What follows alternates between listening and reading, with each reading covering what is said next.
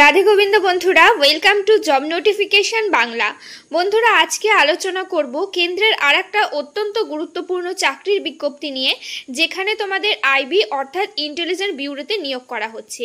এখানে তোমরা minimum 10 pass যোগ্যতায় আবেদন করতে পারবে, কোনো রকম কিন্তু এক্সট্রা এক্সপিরিয়েন্স লাগবে না। টোটাল শূন্যপদও কিন্তু বেশ ভালো রয়েছে, 4987টা টোটাল শূন্যপদ রয়েছে।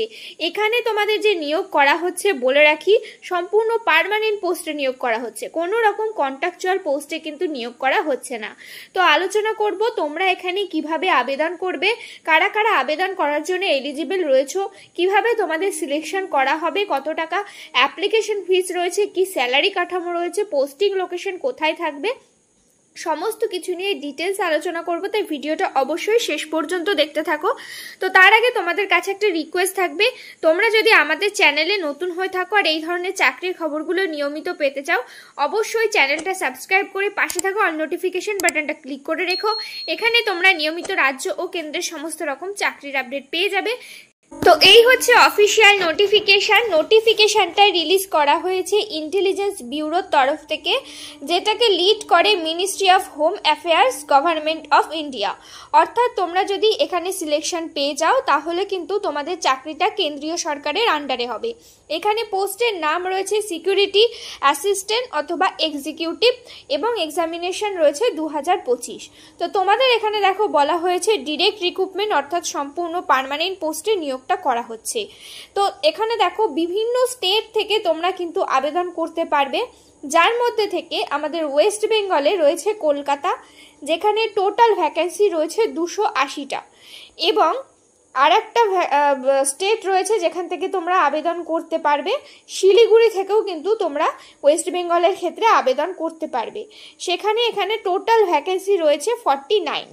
তো এই যে তোমরা আবেদনটা করবে ওয়েস্ট বেঙ্গলের ক্ষেত্রে, সেক্ষেত্রে কিন্তু অবশ্যই তোমাদের লোকাল ল্যাঙ্গুয়েজ জানা থাকতে হবে। তার মধ্যে থেকে বলে দেওয়া হয়েছে শিলিগুড়ির ক্ষেত্রে বেঙ্গলি, নেপালি, রাজবংশী অথবা সাঁওতালি, এই কটা ল্যাঙ্গুয়েজের মধ্যে যে কোনো একটা ল্যাঙ্গুয়েজ কিন্তু ভালোভাবে পড়তে, লিখতে ও বলতে জানতে হবে। তো কলকাতার ক্ষেত্রেও কি কি ল্যাঙ্গুয়েজ দেওয়া হয়েছে দেখো, বেঙ্গলি রয়েছে, সাঁওতালি রয়েছে, নেপালি রয়েছে, ভুটানিজ রয়েছে, উর্দু রয়েছে, সাঁওতালি এবং রোহিঙ্গা ভাষা রয়েছে। এর মধ্যে থেকে যে কোনো একটা ভাষা তোমরা জানা থাকলে কিন্তু আবেদন করতে পারবে। কলকাতায় যে তোমাদের নিয়োগ করা হচ্ছে ইন্টেলিজেন্স ব্যুরোর কলকাতা ব্রাঞ্চে যেই অফিসগুলো আছে, সেখানেই কিন্তু তোমাদের পোস্টিং লোকেশনও থাকবে। অর্থাৎ তোমরা কিন্তু রাজ্যেই পোস্টিং লোকেশন পেয়ে যাবে, এবং তোমাদের চাকরিটা হবে কেন্দ্রীয় সরকারের অধীনে। অর্থাৎ এর থেকে ভালো কিন্তু কিছু হয় না, কেন্দ্র সরকারের চাকরি তোমরা রাজ্যে বসে কিন্তু করতে পারবে। এবার আসি কি কি এলিজিবিলিটি ক্রাইটেরিয়া রাখা হয়েছে।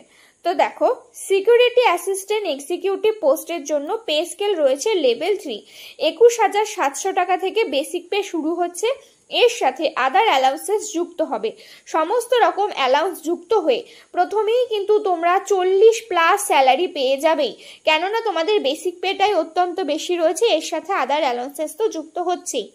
এসেনশিয়াল কোয়ালিফিকেশন বলা হয়েছে, তোমাদের যদি মাধ্যমিক পাশ করা থাকে তাহলেই আবেদন করতে পারছো, এর সাথে কোনো রকম এক্সপিরিয়েন্স লাগবে না, ডিজাইরেবল কোয়ালিফিকেশনও কিচ্ছু কিন্তু চাওয়া হয়নি। শুধু তোমাদের বলা হয়েছে যেই স্টেটের জন্য আবেদন করছো সেই স্টেটের ডোমিসাইল সার্টিফিকেট অবশ্যই কিন্তু তোমাদেরকে দিতে হবে। তো তোমরা কিন্তু ডিএম অফিস বা তোমাদের যেখান থেকে ডোমিসাইল সার্টিফিকেট বার করা যায় সেখান থেকে অবশ্যই ডোমিসাইল সার্টিফিকেট বার করে তারপরে তোমরা অনলাইনে কিন্তু আবেদনটা করবে। এবং বলা হয়েছে লোকাল ল্যাঙ্গুয়েজ জানা থাকলে তোমরা এখানে আবেদনটা করতে পারবে, এছাড়া আদার কোনো কোয়ালিফিকেশন নেই। তো ডিজাইরেবল কোয়ালিফিকেশনের মধ্যে বলা হয়েছে field experience in intelligence work. তো তোমাদের যদি ইন্টেলিজেন্স ওয়ার্কের উপরে ফিল্ড এক্সপিরিয়েন্স থাকে তো এক্সট্রা ওয়েটেজ দেওয়া হবে, না থাকলেও তোমরা এখানে আবেদন করতে পারবে। এবার আসি এজ লিমিট। এজ লিমিটটাও কিন্তু অত্যন্ত ভালো রয়েছে, 18 থেকে 27 বছর রয়েছে এজ লিমিট। এটা ইউআর এবং ওবিসি ক্যাটাগরির ক্ষেত্রে তোমাদের বয়সটা লাস্ট ডেট অনুযায়ী কাউন্ট করা হবে, অর্থাৎ 17/8/2025 এই ডেট অনুযায়ী তোমাদের বয়সটা কাউন্ট করা হবে। এবং যদি তোমরা এসসি এসটি ক্যাটাগরি হয়ে থাকো তো সেক্ষেত্রে 5 বছরের ছাড় পেয়ে যাবে আপার এজ লিমিটে, এবং যদি ওবিসি ক্যাটাগরি হয়ে থাকো তো 3 বছরের বয়সের ছাড় পেয়ে যাবে। এছাড়া যদি তোমরা পিডাব্লিউবিডি ক্যাটাগরি হয়ে থাকো বা এক্স সার্ভিসম্যান হয়ে থাকো, তো সেক্ষেত্রে যে ধরনের গভর্নমেন্ট রুল অনুযায়ী আপার এজ লিমিটে বয়সের ছাড় পাওয়া যায়, সেই ছাড়টাও কিন্তু তোমরা এখানে পেয়ে যাবে। তো এবার আসি সিলেকশন প্রসেসে কিভাবে সিলেকশনটা করা হবে। তোমাদের এখানে টোটাল 3টে ফেজে এক্সামিনেশন কন্ডাক্ট করানো হবে। প্রথমে হবে টায়ার 1, যেখানে তোমাদের 100 নম্বরের পরীক্ষা হবে, 1 ঘন্টা সময় পেয়ে যাবে। সাবজেক্ট থাকবে টোটাল 5টা, যার মধ্যে প্রত্যেকটা সাবজেক্টে 20 নম্বর করে থাকবে। জেনারেল অ্যাওয়ারনেস থাকবে, কোয়ান্টিটিভ অ্যাপটিটিউড থাকবে, নিউমেরিক্যাল, অ্যানালিটিক্যাল এবং লজিক্যাল অ্যাবিলিটি এবং রিজনিং থেকে 20 নম্বর থাকবে, ইংলিশ থেকে 20 নম্বর থাকবে, জেনারেল স্টাডিজ থাকবে। এইভাবে টোটাল 5টা সাবজেক্ট থাকবে, 100 নম্বরের পরীক্ষা হবে এবং এখানে কিন্তু নেগেটিভ মার্কিং রয়েছে, 1/4 করে নেগেটিভ মার্কিং থাকছে। তারপরে হবে টায়ার 2, যেখানে হবে রিটেন এক্সামিনেশন ডেসক্রিপটিভ টাইপের। এখানে বলা হয়েছে translation of a passage of 50 words from opted language, অর্থাৎ তোমাদের এখানে ট্রান্সলেশন করতে হবে। টোটাল 500 ওয়ার্ডের একটা প্যাসেজ থাকবে, সেটাকে কিন্তু তোমাদের ইংলিশ থেকে অন্য কোনো ল্যাঙ্গুয়েজ বা বাংলা থেকে ইংলিশ এরকম কোনো ভাবে কিন্তু ট্রান্সলেশন দিয়ে দেওয়া হবে। টোটাল 50 নম্বরের পরীক্ষা হবে, 1 ঘন্টা সময় পাবে। এরপরে হবে টায়ার 3, যেখানে তোমাদের ইন্টারভিউ বা পার্সোনালিটি টেস্ট হবে, যেখানে থাকবে টোটাল 50 নম্বর। এই 3টে স্টেজ কোয়ালিফাই করলে তোমরা কিন্তু এখানে ফাইনালি সিলেকশনটা পেয়ে যাবে। তো এবার আসি এক্সামিনেশন সিটি। তো এক্সামিনেশন সিটি কোথায় তোমরা পাবে দেখো, ওয়েস্ট বেঙ্গলের ক্ষেত্রে যদি আবেদন করো, তো সেক্ষেত্রে তোমরা এক্সামিনেশন সিটি থাকছে আসানসোল, বর্ধমান, দুর্গাপুর, কল্যাণী, কলকাতা এবং শিলিগুড়ি। এই কটা এক্সামিনেশন সেন্টার কিন্তু তোমরা পেয়ে যাবে। তো এখানে ইম্পর্টেন্ট ডেটগুলো বলা হয়েছে। অনলাইন অ্যাপ্লিকেশন কালকের থেকে শুরু হয়েছে, অর্থাৎ 26/7/2025 থেকে অ্যাপ্লিকেশন শুরু হয়েছে, যার লাস্ট ডেট থাকছে আগস্ট মাসের 17 তারিখ। আর তোমরা যদি অফলাইনে অফলাইনে অ্যাপ্লিকেশন ফিস সাবমিট করো, তো সেক্ষেত্রে 19 তারিখ পর্যন্ত তোমরা এখানে অ্যাপ্লিকেশন ফিসটা জমা দিতে পারবে। অ্যাপ্লিকেশন ফিসটা তোমরা অনলাইন এবং অফলাইন দুটো মাধ্যমে কিন্তু জমা দিতে পারছো। এখানে তোমরা ফর্মটা কিভাবে ফিল আপ করবে বলে রাখি, তোমরা এদের অফিসিয়াল ওয়েবসাইট দেওয়া হয়েছে টোটাল 2টো, এর মধ্যে থেকে যে কোনো একটাতে গিয়ে অনলাইনে ফর্মটা ফিল আপ করতে পারবে।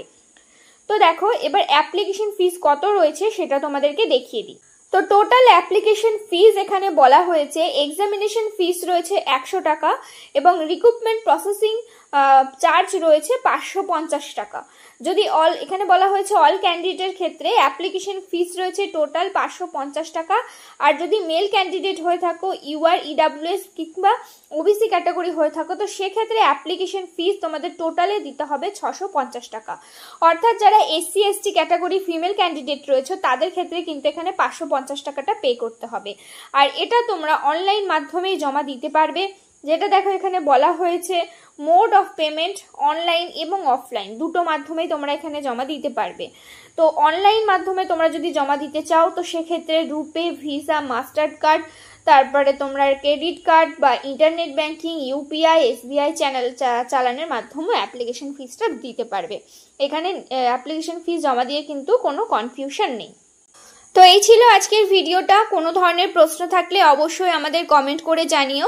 কোন জেলা থেকে ভিডিও দেখছিলে, এখানে অ্যাপ্লাই করার জন্য তোমরা ইন্টারেস্টেড কিনা, এলিজিবল কিনা, সেটাও অবশ্যই কমেন্ট করে জানিও। ভিডিওটাতে প্লিজ একটা লাইক করে দিও। চ্যানেলে নতুন হয়ে থাকলে চ্যানেলটা সাবস্ক্রাইব করে পাশে থাকা অল নোটিফিকেশন বাটনটা ক্লিক করে রেখো। এখানে তোমরা নিয়মিত রাজ্য ও কেন্দ্রের সমস্ত রকম চাকরির আপডেট পেয়ে যাবে। দেখা হচ্ছে পরের ভিডিওতে।